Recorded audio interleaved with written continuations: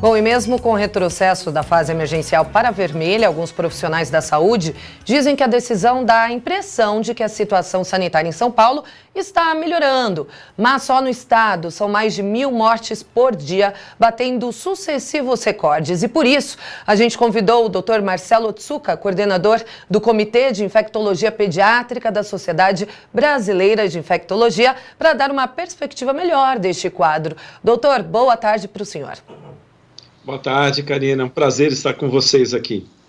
Bom, até ontem a ocupação de leitos de UTI no estado, doutor, era de 88%. O senhor acredita que a fase emergencial deveria ser estendida ou já é realmente possível voltar para a fase vermelha? Bom, a gente tem que entender que todas as medidas que a gente faz agora, elas vão refletir daqui a uns 15 dias. E as mortes, inclusive, até mais do que isso, até um mês após. Ou seja, mesmo que a gente reduza agora, a gente ainda tem uma perspectiva, se nós tivermos cuidado, de continuar com uma pequena redução.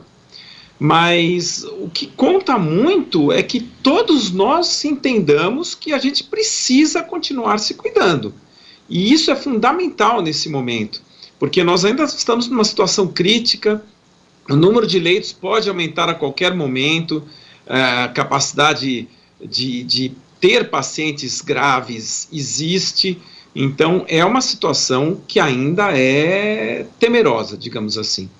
E o futebol, doutor, o Campeonato Paulista, como o Pedro acabou de dizer, também volta. É um fator de risco nesse momento para os atletas? Nós não podemos entender que os jogos são só os jogadores que estão lá. Nós temos toda a comissão técnica, nós temos as pessoas que fazem a limpeza dos centros de treinamento, as pessoas que fazem massagem, que fazem comida, que fazem todos esses procedimentos que muitas delas não são sequer triadas. A maioria dos serviços dos clubes não faz a triagem desses funcionários. Então, eles acabam propiciando uma infecção em toda a equipe, não só nos jogadores, como nos demais funcionários. Então, nós precisamos ainda ter protocolos melhores.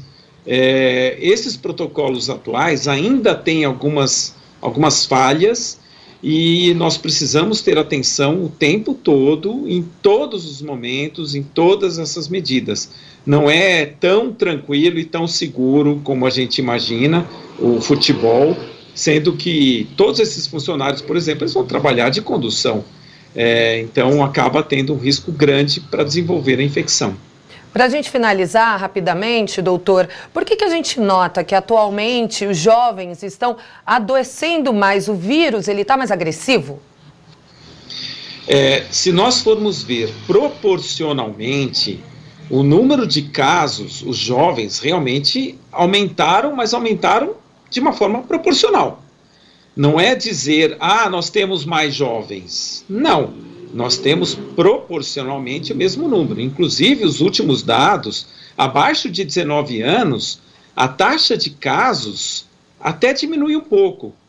E o número de óbitos abaixo de 19 anos é até um pouco inferior em relação ao total de óbitos. Nós temos, sim, muitos adultos jovens, porque a epidemia está se alastrando, então nós vemos mais jovens, e nós temos também o efeito da vacina.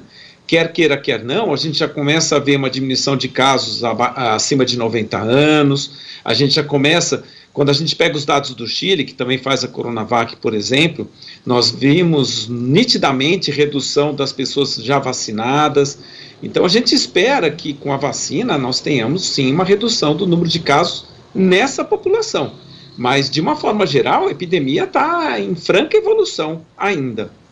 Muito bem, conversamos com o doutor Marcelo Otsuka. Mais uma vez, obrigada, doutor. Ótimo fim de semana para o senhor. Obrigado, prazer estar com vocês. Um bom fim de semana para todos nós.